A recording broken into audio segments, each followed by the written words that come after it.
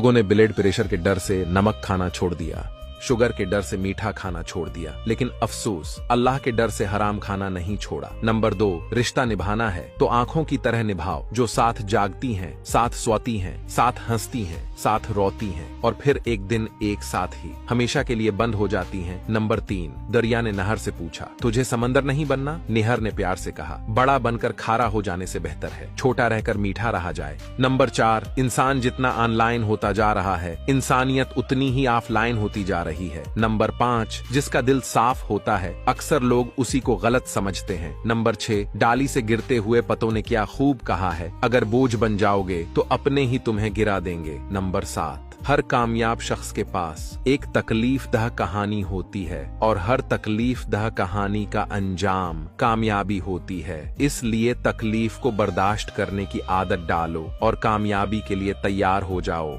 अगर आप इन बातों से एग्री करते हैं तो कमेंट में यस जरूर लिखें।